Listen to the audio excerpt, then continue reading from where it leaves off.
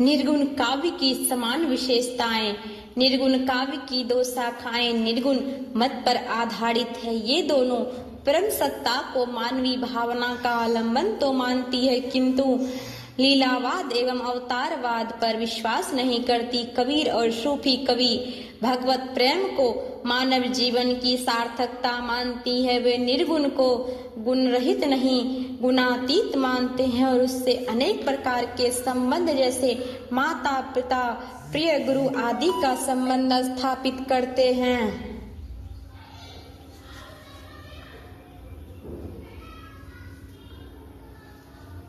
कबीर के यहाँ प्रेम की उत्कटता कम तीव्र नहीं, किंतु वे ज्ञान एवं अंतर साधना की अपेक्षा नहीं करते। कबीर के काव्य में निर्गुण मतवाद का विश्वबोध प्रकट है। वे सृष्टि की उत्पत्ति, नाश, जन्म, मृत्यु, मनुष्य की, नारियों, चक्रों और आदि की बात काफी करते हैं। वे ज्ञान को व्याकुल करने वाला या दाहक मानते हैं। उनके यहाँ ज्ञान की आंधी सब कुछ को अस्त व्यस्त कर देती है, इसीलिए वे अपने घर को और अपने साथ चलने वाले के घरों को जलाने की बात करते हैं। प्रेम एवं भक्ति पर जोर होने के बावजूद उन्हें ज्ञानाश्रयी सावधारा का संत कहा जाता है। इन धारा का कवि अधिकांशतः वर्ण है। उन्होंने वर्ण व्यवस्था की पीड़ा सही थी, उसमें वर्ण व्यवस्था पर तीव्र आक्रमण करने का भाव है। इस धारा के कवियों पर नाथ संतों की अंतर साधना के साथ उसकी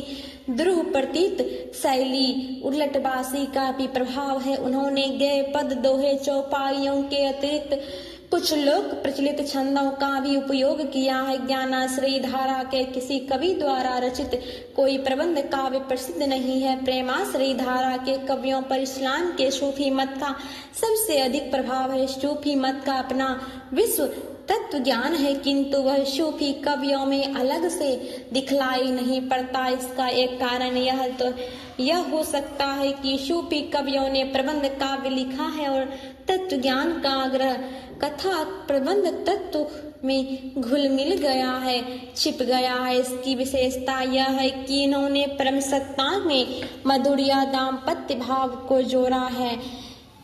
संसार में उसकी प्रतिछवि और प्रतिछवि में उसका प्रतीक है। सूफी इस प्रतीक को प्रतीकार्थ का साधन बनाते हैं। इस प्रतीकार्थ परम सत्ता है, इसीलिए उसके यहाँ प्रेम और उसमें भी विरह स्थिति की प्रधानता है। इस मत पर आधारित काव्य में प्रेम की उत्कटता, विरह व्यंजना और प्रतीकात्मकता है। इसीलिए सूफी कवि प्रेम की पीर या प्रेमाश्रयी धारा के कवि कहे गए हैं।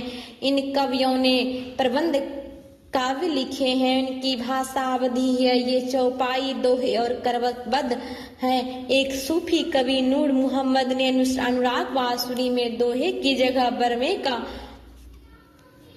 व्यवहार किया है। उन्होंने प्रायः भारत में लोक प्रचलित कथाओं को अपने प्रबंध काव्य का आधार बनाया है। उन कथा को बड़े कौशल से सूफी मत के अनुयायी रूपायित किया है। उसमें भारतीय संस्कृति सुरक्षित ही नहीं, समृद्ध भी हुई है। सूफी कवियों के साहित्य की आत्मा विशुद्ध भारतीय है। इसमें प्रेम और धर्म की विदेशी साधना भी घुल मिल गई है। प्रबंध काव्य मसनवी शैली में रचित है, अर्थात सर्गबद्ध नहीं है। काव्य को घटनाओं के शीर्षकों में विभाजित किया गया है, किंतु इनके काव्य रूप मध्यकाल की प्राकृत भ्रंश परंपरा के रोमांचक आख्यानों के से जुड़े हैं। तुलसीदास ने रामचरितमानस की रचना के लिए पद्मावत के ही काव्य रूपात्मक ढांचे को चुना है।